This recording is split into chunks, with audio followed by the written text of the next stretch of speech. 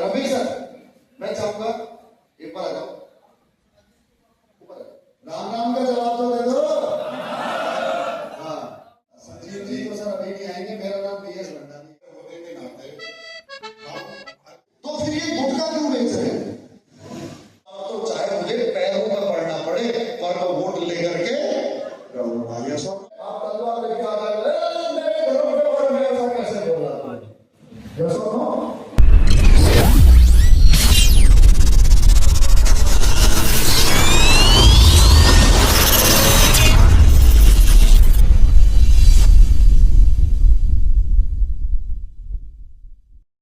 आगे भी साथ मिलता है।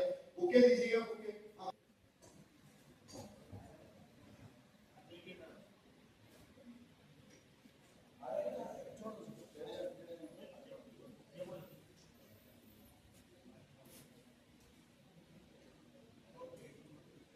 सर प्लीज आप अपने जो आपने हमारे प्रोडक्ट इस्तेमाल किए हैं अपने परिचय के साथ में जरूर बताएं। रवि सर, मैं चाहूंगा एक बार आ जाओ, मैं चाहूंगा कि पहले हमारे सभी भाई बहनों को एक बार सर का एक संक्षिप्त सा परिचय आप जरूर देते हैं। नमस्कार दोस्तों, मैं रामाजी के बारे में बताना चाहूंगा। लगभग 1600 बीघा आलू करते हैं। अपने क्षेत्र के बड़े अग्रणी किसान हैं, अच्छे बीज के निर्माता है आलू के, और नई टेक्नोलॉजी के साथ खेती करते हैं। इन्हें आप जितने भी किसान अपने क्षेत्र में सभी लोग जानते हैं। तो एक बार रामाजी बताना चाहेंगे सर कैसा प्रोडक्ट करता है? एक बार जोरदार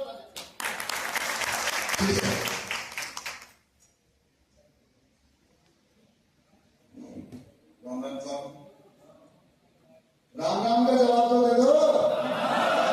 हाँ जी सर, बताएं। संजीव जी, मैं आपका स्वागत करता हूँ आतिश में।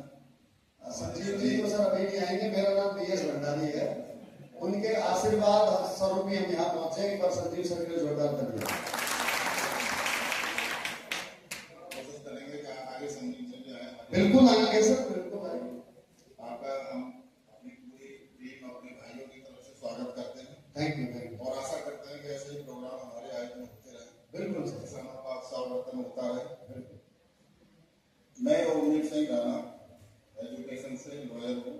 पिताजी मेरे प्रोफेसर थे। पिताजी शुरू से ही खेती के बड़े इंटरेस्ट थे, तो हमें भी बचपन से खेती का इंटरेस्ट रहा।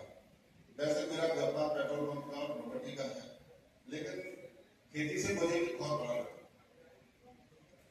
देखो, एजुकेशन लॉयर होने के नाते हम हर किसी को एक सर की दृष्टि से देखते हैं। धर्मवीर जी मेरे छोटे भाई हैं, पड़ोसी गांव से हैं।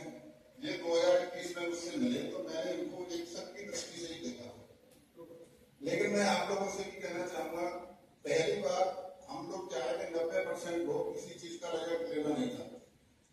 जैसे हम अपने पुराने पैटर्न से जो भी खेती कर रहे हैं, उस खेती को आप एक साथ अपना पैटर्न ना बदलें।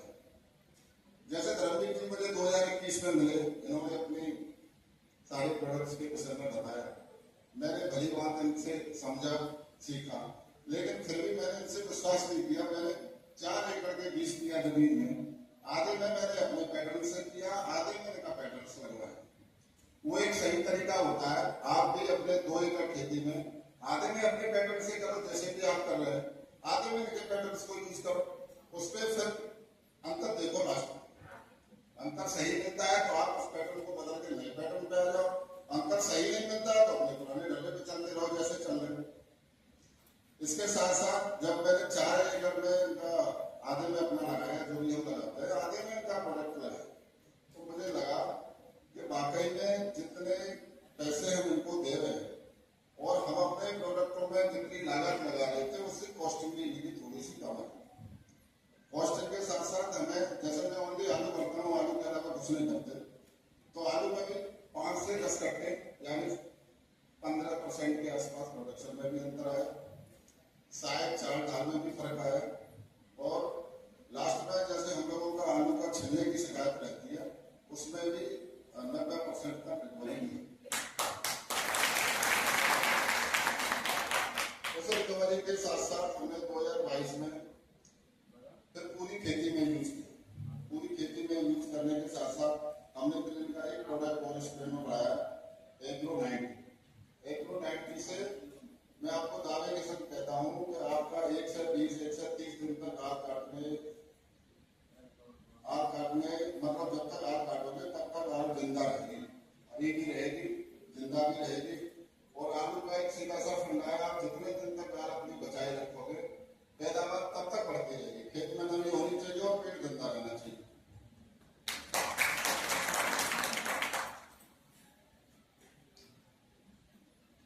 इसके साथ साथ मैं आप लोगों से एक निवेदन करूंगा कि जैसे एक प्रोडक्ट बहुत था, मेरी बाइक के तरफ में थोड़ा सा पेड़ उतना ज्यादा है, तो पेड़ के साथ साथ उनके घुटनों में प्रॉब्लम रहती है, गर्म में किसी का आना जाना रहता है, ये ध्यान रखते हैं।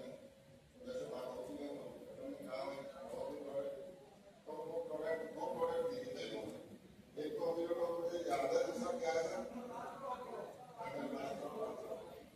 तो मैं समझता हूँ कि चारों में तो पुराना मारा है उनके लिए, अब मेरी जरूरत की नहीं पड़ती, धर्म की को काम करके वो मरा देते हैं, उनके चारों की सारी और धर्म जी तो ये कह रहे थे कि आप 1 साल से यूज करो तो आगे जरूरत नहीं है। बिल्कुल सही बात, थैंक यू। और फिर सब भारत के सभी भाइयों की तरफ से, अपने पदाधिकारियों की तरफ से आपका चैनल से स्वागत करते हैं और आशा करते हैं कि हमारे पदाधिकारी उसी स्पीड में आगे बढ़ते रहे, प्रभु का आशीर्वाद इन पर बना रहे, ऐसी हमारी शुभकामनाएं। धन्यवाद। Thank you sir, thank you, बहुत बहुत धन्यवाद। एक बार जोरदार तालियां ओमवीर सिंह राणा जी के लिए, जोरदार। सदियों से, जब से इस सृष्टि के अंदर संसार में लेन देन शुरू हुआ है, ट्रेडिंग शुरू हुई है, व्यापार शुरू हुआ है, जब से हमने इस धरती पर जन्म लिया है, हमारे माता पिता इसने इस धरती में जन्म लिया है, तब से हम लोग अपनी जरूरतों के लिए अपनी जरूरत का सामान कहीं ना कहीं से खरीदते ही खरीदते हैं, हाँ या ना? तो अब आप हमारे यहाँ से खरीद करके आपको क्या फायदा होने वाला है? हमारे यहाँ से खरीद करके आपको फायदा ये होने वाला है कि नंबर 1 बात तो आपको प्रोडक्ट आयुर्वेदिक मिलेंगे, चाहे वो खाने वाले हो, चाहे मुंह पे लगाने वाले हो, और चाहे फिर खेत में इस्तेमाल करने वाले। आयुर्वेदिक प्रोडक्ट से क्या फायदा होगा? नेचुरल प्रोडक्ट से यह फायदा होगा कि आपके शरीर में केमिकल नहीं जाएगा, पेस्टिसाइड नहीं जाएगा, वो आपके शरीर का नुकसान नहीं करेगा। दूसरा फायदा क्या होगा कि अगर आप हमारे मेंबर हैं, अगर आपने हमारी मेंबरशिप ले ली, मेंबरशिप का कोई पैसा नहीं है, आधार कार्ड से रजिस्ट्रेशन हो जाता है। अगर आप अपने आधार कार्ड से रजिस्ट्रेशन होने के बाद अपने कोड से परचेजिंग करते हैं तो आपको ताउम्र जिंदगी भर वो सामान आपको 20% कम मूल्य में मिलेगा। उदाहरण के तौर पर जैसे राणा सर अगले 50 साल तक का मैं एक लमसम कॉस्ट बताता हूं, अगले 50 साल तक अगर ये 1 करोड़ की खाद अपने खेत में डालते हैं तो इनको 1 करोड़ रुपया दे करके ही खाद मिलेगी। लेकिन वहीं अगर हमारी जैविक खाद इस्तेमाल करते हैं तो 1 करोड़ की खाद लेने के लिए इनको 80 लाख रुपया देना पड़ेगा, यानी कि 20 लाख रुपए का प्रॉफिट हो जाएगा। एक किसान के टोटल ओवरऑल जिंदगी भर के प्रॉफिट की मैं बात कर रहा हूं।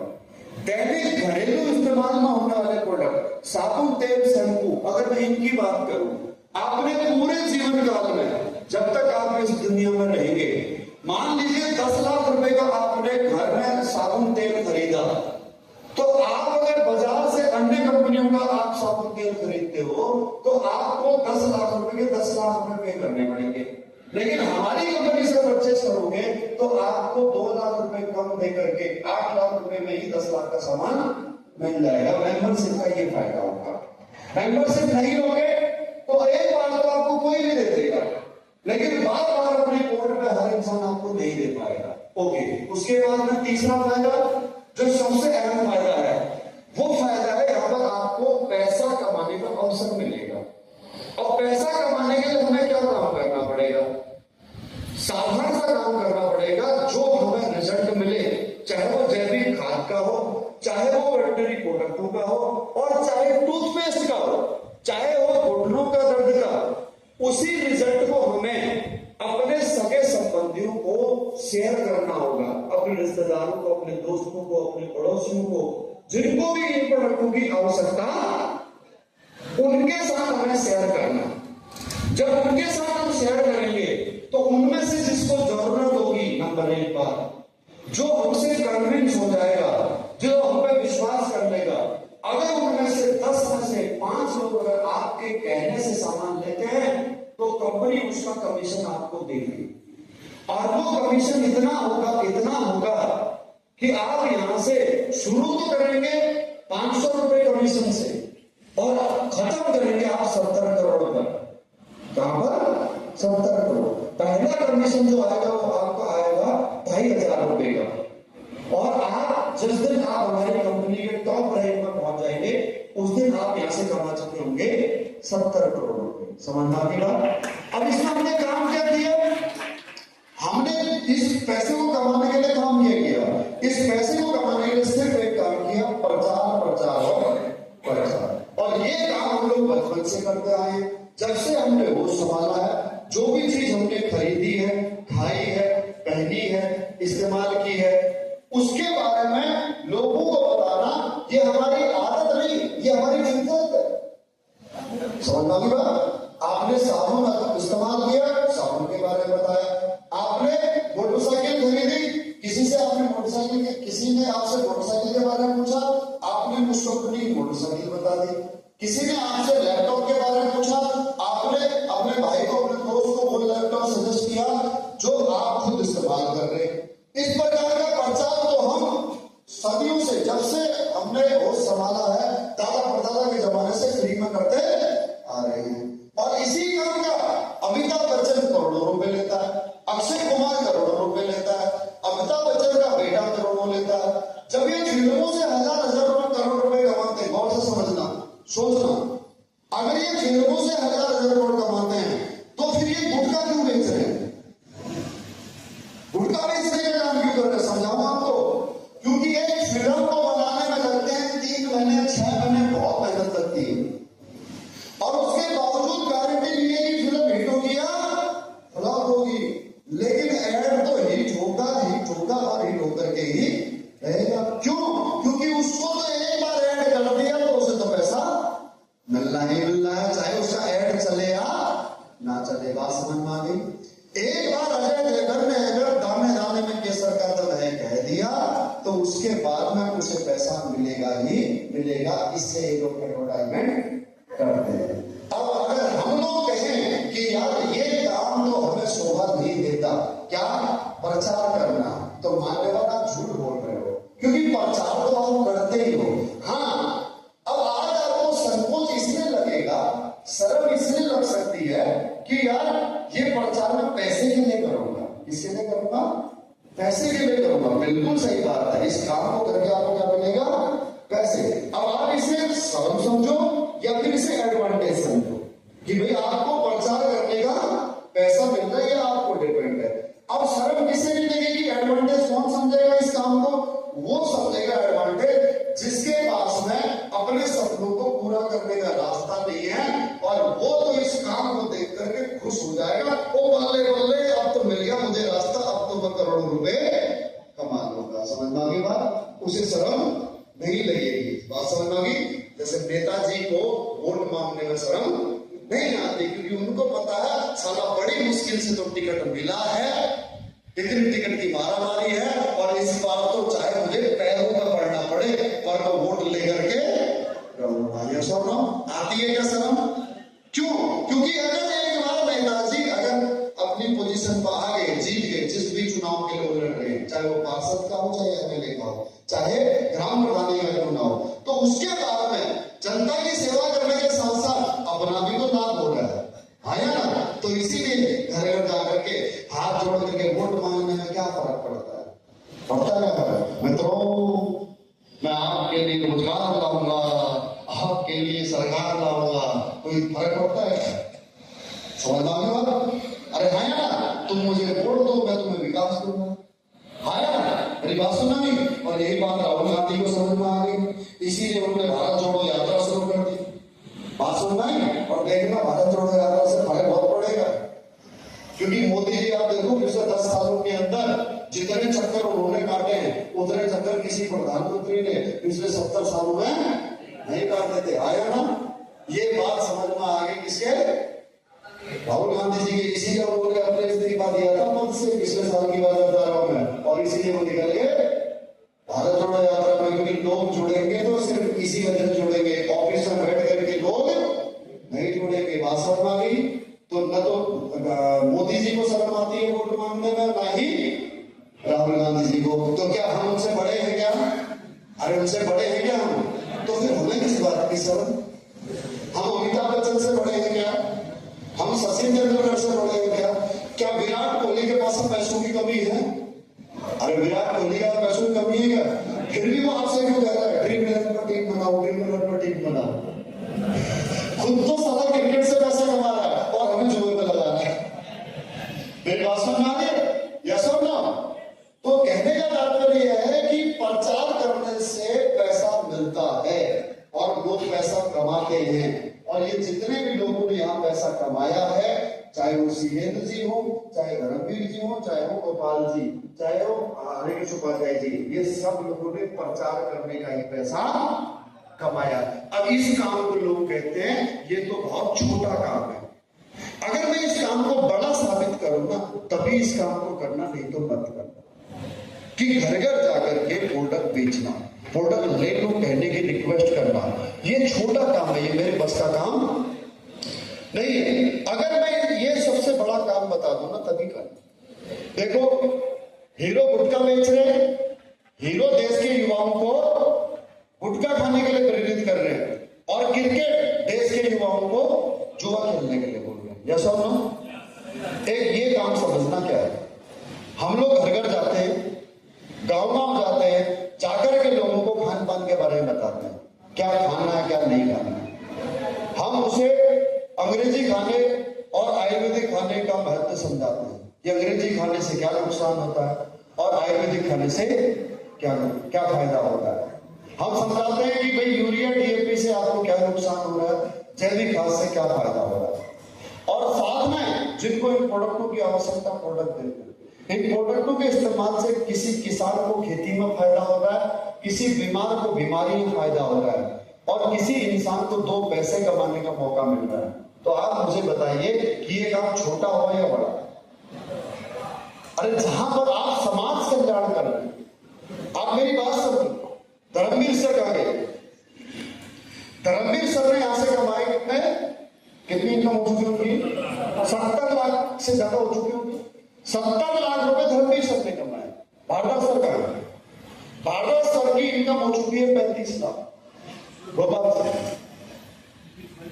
20-22 लाख। आप लोग भी खड़े हो जाओ, गोपाल रोबी स्टार सब भी यहाँ पर।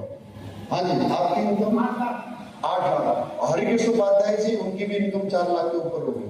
मेरी बात समझना, अकेले इस क्षेत्र में उन्होंने पैसा नहीं कमाया, धर्मवीर सर ने। उनके साथ साथ आज यहाँ पर 5 लोग ऐसे हैं जो 4 लाख से लेकर के 35 लाख तक की इनकम कर चुके हैं। इमरान है कोई यहाँ पर? हाँ जी सर, क्या इनकम आपकी? 3 लाख। बैठ जाइए। कोई यहाँ पर प्लेटिनम है? प्लेटिनम 1 2 3 4 5 6 7 8 9 10 11 प्लेटिनम है। ये प्लेटिनम कमा चुके हैं 50,000 से लेकर के और 1.5 लाख तक के, 2 लाख तक के बीच में। मिनिमम प्लेटिनम की इनकम 50,000 है। जो अभी ताजा बना है वो 50,000 कमा चुका है, और जो पुराना हो चुका है वो 2 लाख कमा चुका है। गोल्ड तीसरा रैंक, 1 2 3 4 5 गोल्ड है। ये कमा चुके हैं 25,000 से लेकर के 50,000 के बीच में। सिल्वर 1 2 3 4 5 6 7, ये 10,000 से लेकर के और आपके 25,000 के बीच में इनकी इनकम हो चुकी है। ब्रॉन्ज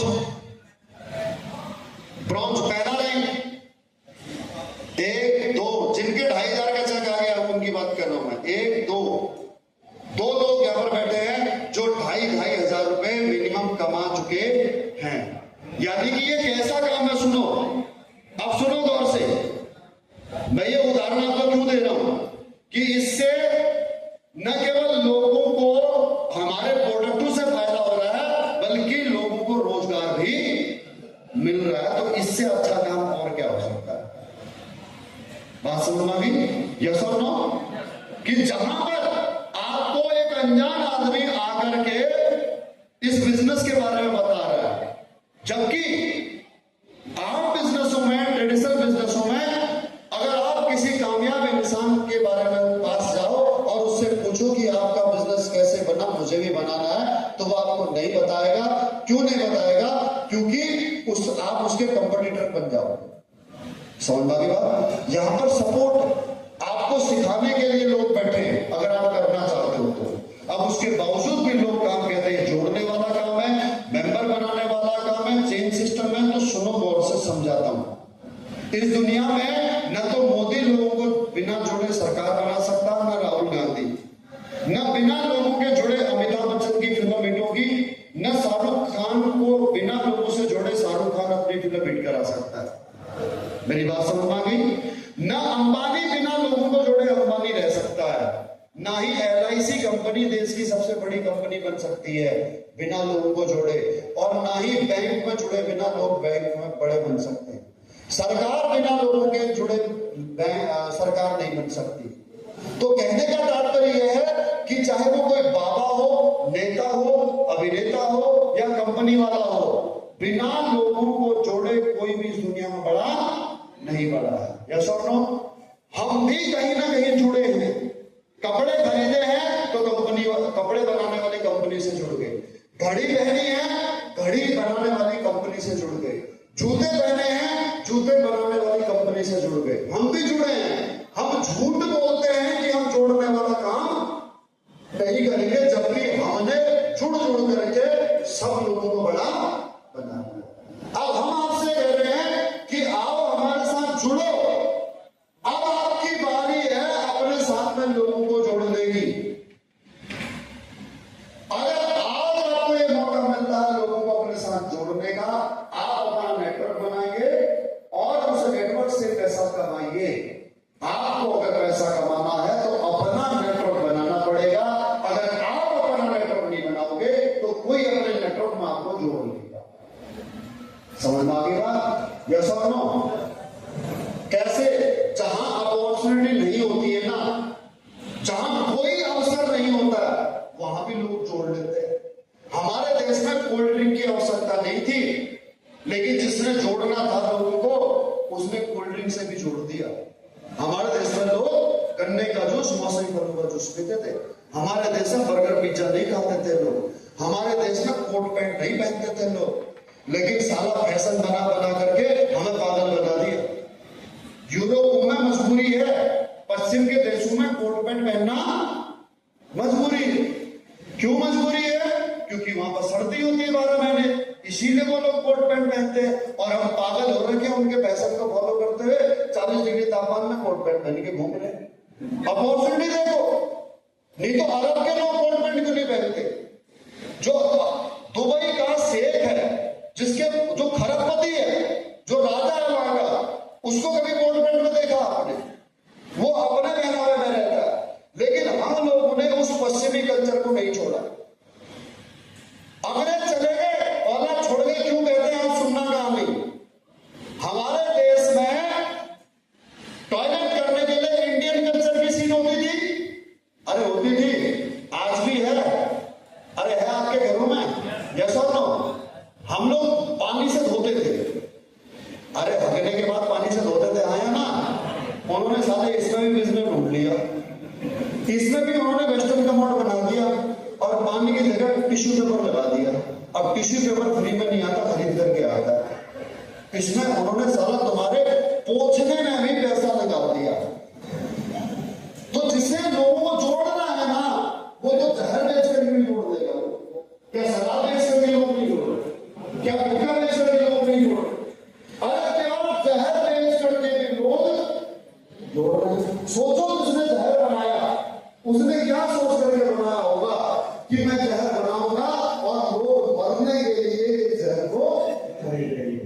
क्या एटीट्यूड रहा होगा बंदे का? सोचो। मेरी बात समझ में आ रही है? यस और नो? तो इसका अर्थ है लोगों को जोड़ना है तो आपके पास में कोई ना कोई एजेंडा होना चाहिए। हाँ, हम जोड़ने का काम करते हैं, तोड़ने का काम नहीं करते। हम राम और रहीम के नाम यहाँ पर लोगों को तोड़ते नहीं है, बल्कि हम लोगों को जोड़ते हैं। इस छत के नीचे राम का भी बंदा बैठा और रहीम का भी बंदा है। बात समझ आ गई? तो बताओ, जोड़ने वाला काम सही है कि तोड़ने वाला? तो जोड़ने वाला काम सही है तो करना चाहोगे? यस और नो? तो मुझे आपका साथ चाहिए, मिलेगा?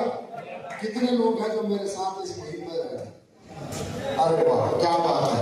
अब आप लोगों से एक ही विनती है कि जितनी सकारात्मक ऊर्जा आप यहाँ पर दिखा रहे हो, जितना आप लोग मुझे यहाँ साथ दे रहे हो, ये सकारात्मक सोच क्या आप जिंदगी भर बना करके रख सकते हो? मुश्किल है बहुत। क्यों मुश्किल है पता है? क्योंकि यहाँ पर तो अभी वो आप माहौल में, किस माहौल में, सकारात्मक माहौल है।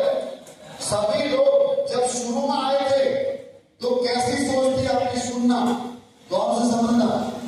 जब मैं आया था तो आपके हाथों में फूल पत्तियां देखी, जैसा ना पीछे दाहिनी साइड में भाई साहब बैठे थे, सब लोग ऐसे फेंकते हैं फूल, उन्होंने ऐसे फेंका मेरे फूल, ऐसी सोच थी। कौन है, किसके लिए खड़ा कर रखा है? ये छोड़ो, मेरी बात समझ आ रही है? क्यों? आप मुझे जानते नहीं, न मैं कोई हीरो, न कोई नेता, न कोई अभिनेता, तो आप मेरे सम्मान में क्यों खड़े होंगे? तो मजबूरी में लोक लाज के भय से, इज्जत रखने के लिए माँ बाप ने जो संस्कार दिए, उन संस्कारों की वजह से खड़े हो गए। नहीं तो दिल में इज्जत नहीं, दिल में सम्मान नहीं था, जबरदस्ती खड़े थे। स्टेज पे जब गया तो धर्मवीर सर कह रहे हैं खड़े होकर के ताली बजाओ, आप उनके कहने से खड़े बैठ गए, मेरे कहने से खड़े आप बैठ गए। समझ आती बात? अरे हाँ या ना? लेकिन अब कैसा माहौल? पिछले 2 घंटे में अब आपके दिलों में अपनी जगह बना पाया या नहीं बना पाया?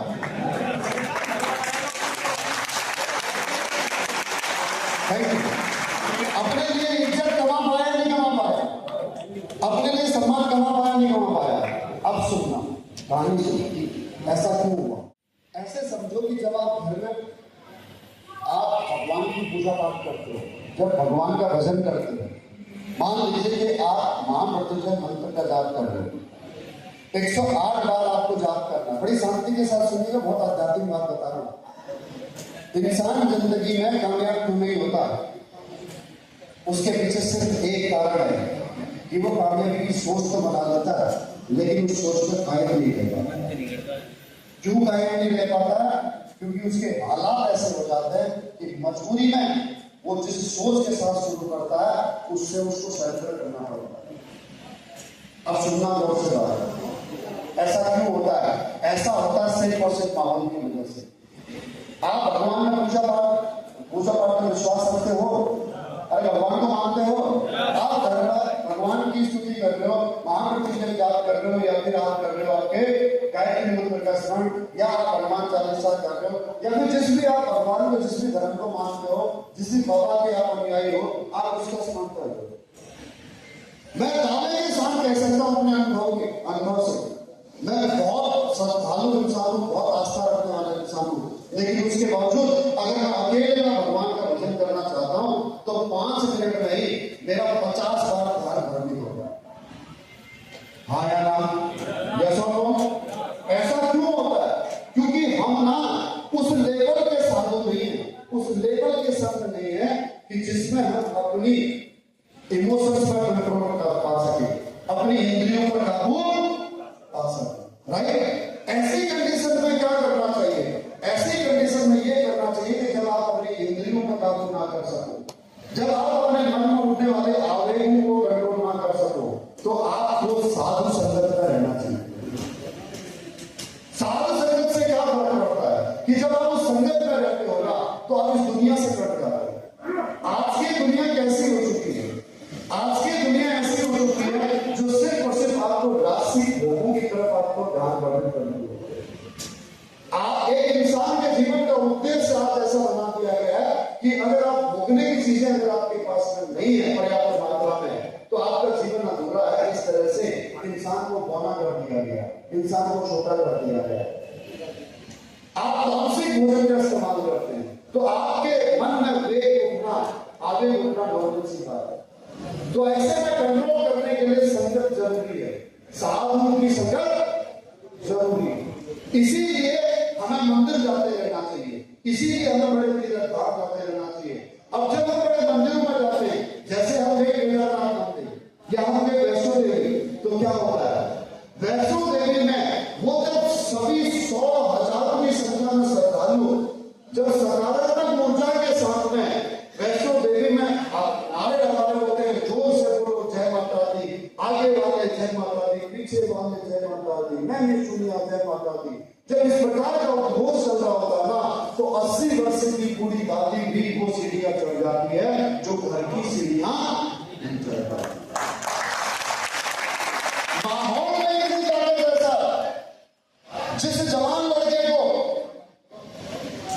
घर से मां दूध लेने के लिए भेजे 1 किलोमीटर दूर दुकान में, तो वो मोटरसाइकिल में जाता है, और वही जब कांवड़ का वक्त आता है तो सैकड़ों किलोमीटर की यात्रा उस माहौल की, उस पॉजिटिव माहौल की ताकत में पैदल कर देता है। ऐसा नहीं है कि श्रद्धा हमारे अंदर पहले नहीं है, ताकत हमारे अंदर पहले नहीं है, ताकत पहले भी थी, बाद में भी थी, हमेशा रहेगी, लेकिन वो ताकत मिलती है माहौल से। किससे मिलती है? तो आज जो अभी यहाँ पर पॉजिटिव हो, वो सिर्फ और सिर्फ इस माहौल का असर है। जैसे ही यहाँ से बाहर जाओगे, आपको 10 आदमियों से आप बात करोगे कि आओ मेरे साथ में इस कंपनी में मेरा साथ दो, 10 में से 9 लोग कहेंगे कि इस काम को छोड़ो, 10 में से 9 लोग आपको कहेंगे कि इस काम को मत करो। है ये कोई काम है, बेकार काम है, बस के आ गया, तू भी कंपनी की मीटिंग में हो गया, अब तू ये काम करेगा। 9 लोग जब आपको मना करेंगे ना, तो आपके हौसले पस्त हो जाएंगे। मैंने कहा कामयाब होना मुश्किल नहीं है, मुश्किल है कामयाबी की सोच पर कायम रहना। अब ऐसी कंडीशन में जब 10 में से 9 लोग आपकी रास्ता में ये बाधे बनने वाले हैं आपके रास्ते में, तो ऐसे 9 लोगों से कैसे बचोगे? ऐसे 9 लोगों से सिर्फ एक ही कंडीशन में बच सकते हो, जब आपके पास पूर्ण ज्ञान हो, जब पूरा नॉलेज हो डायरेक्ट सेलिंग बिजनेस का। उदाहरण के तौर पर आप आपने भगवान को, किसी भी इंसान ने भगवान को देखा है आज तक? सिर्फ महसूस किया, हाँ या ना? अरे हाँ या ना? महसूस किया है। आप जानते हैं कि भगवान होता है, मानते हैं भगवान होता है? मानते हैं, ऑब्वियसली, कोई डाउट मत रखो। जानता वो व्यक्ति है जिसने देखा हो, जिसने महसूस किया हो, या फिर वो व्यक्ति जानता है जिसने वो सारी शिक्षा ग्रहण की हो, जिसने वो सारे वेद और पुराण पढ़े हो। अब ऐसे समझना, इस दुनिया में 2 तरह के लोग हैं। अब मैं धर्मों की बात नहीं कर रहा, अब मैं बात कर रहा हूं धर्मियों की और अधर्मियों की। धर्म कोई सा भी हो, वो धर्मी लोग हो गए, और वो लोग किसी भी धर्म के हों जो किसी भगवान को नहीं मानते, वो अधर्मी हो गए, वो नास्तिक हो गए। ये नास्तिक लोग हैं जो भगवान को नहीं मानते। अब होता क्या है, आप अधूरे ज्ञान की वजह से जब किसी नास्तिक इंसान से टकराते हो और वो आपसे कुतर्क करता है कि भगवान नाम की कोई चीज नहीं होती है, तो आप उससे लड़ाई कर लोगे, झगड़ा कर लोगे, आर्ग्यूमेंट कर लोगे, आपका दोस्त आपका दुश्मन बन जाएगा। ऐसा क्यों हुआ? सिर्फ और सिर्फ एक वजह से, अज्ञानता बस। किसकी वजह से? अज्ञानता बस। आपको जानकारी का अभाव था, इसलिए आप उसको नहीं समझा पाए। जैसे पश्चिम देश के लोग बोलते हैं, अंग्रेज बोलते हैं, अमेरिका वाले बोलते हैं, यूरोप वाले बोलते हैं कि इस दुनिया में भगवान जैसी कोई चीज नहीं होती। जैसे हिंदू लोग बोलते हैं, भारतीय लोग बोलते हैं कि सृष्टि का निर्माण ब्रह्मा जी ने किया, विष्णु ने किया, ऐसा कुछ नहीं है। साइंस फैक्ट मानता है, प्रमाण मानता है। फैक्ट दिखाओ, प्रमाण दिखाओ, क्या दिखाओ? प्रमाण दिखाओ, राइट? एक महान साइंटिस्ट हुए डार्विन, जिन्होंने एक डार्विन थ्योरी लिखी, जो हमें बायोलॉजी में पढ़ाई जाती है। डार्विन थ्योरी, डार्विनवाद पढ़ा है किसी ने? ओके। अब वो डार्विन थ्योरी क्या कहती है? डार्विन थ्योरी कहती है कि सबसे पहले इस सृष्टि में, ये पूरी सृष्टि जलाशय थी, जलमग्न थी, और इस जलमग्न पानी में एक ऐसा जीव पैदा हुआ जिसकी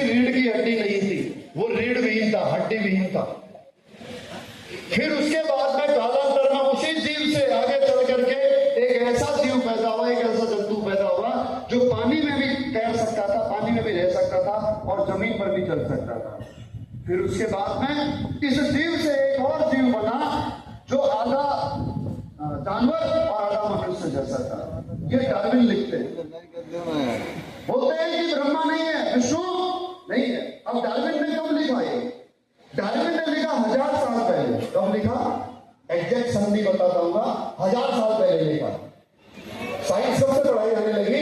1000 साल से पढ़ाई होने लगी। 1000 साल पहले उन्होंने डार्विन थ्योरी लिखी। अब मेरी बात समझना, बात को लॉजिक समझाऊंगा आपको। आपके विष्णु पुराण वेद कब लिखे गए?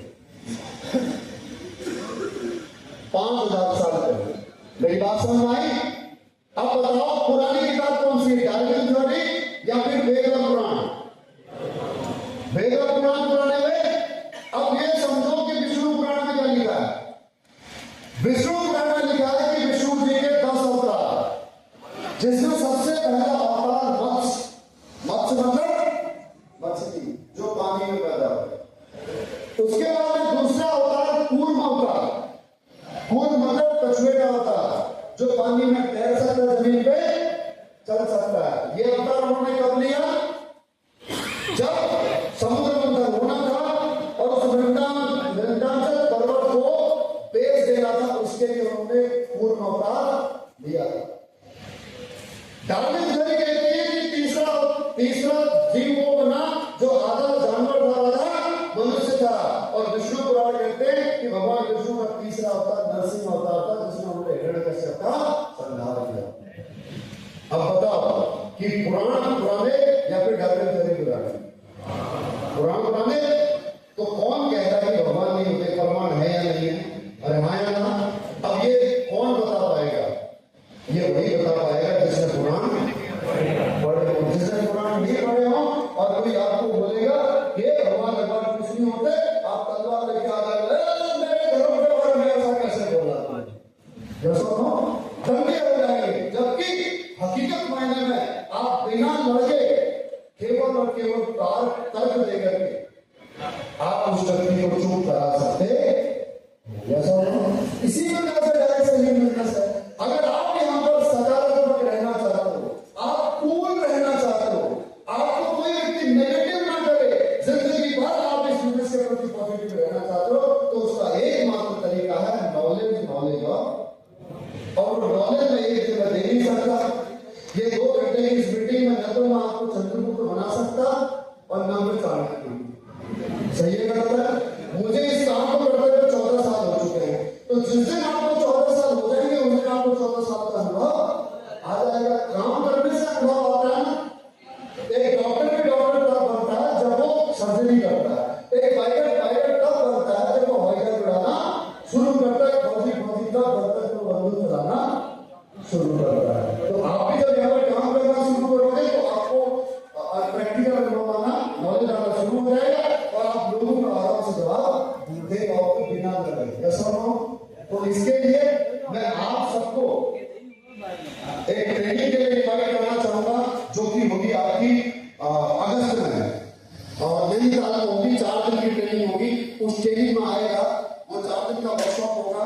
उस ट्रेनिंग में आपको सीखने को मिलेगा बेसिक नॉलेज कि मुझे इस काम को कैसे करना है। लेकिन अगर आप परमानेंट पॉजिटिव रहना चाहते हो तो आपको, अगर अपने भगवान में आप पूरी तरह आस्था रखना चाहते हो तो उसके 2 तरीके हैं। पहला नॉलेज और दूसरा कि आपने भगवान के साक्षात दर्शन किए। इस हॉल में एक आपके अनुयायी जो भी आप, जिनको भी आप अपना आदर्श मानते हो, जिनको भी आप अपना आराध्य मानते हो, वो भगवान आपको वहां दर्शन देते हैं। और फिर दुनिया कहती रहे कि भगवान नहीं होते, आप उसकी बात से क्रोधित नहीं होंगे, बल्कि आप उस पर हंसोगे, उस पर तरस खाओगे। ऐसा हो इसी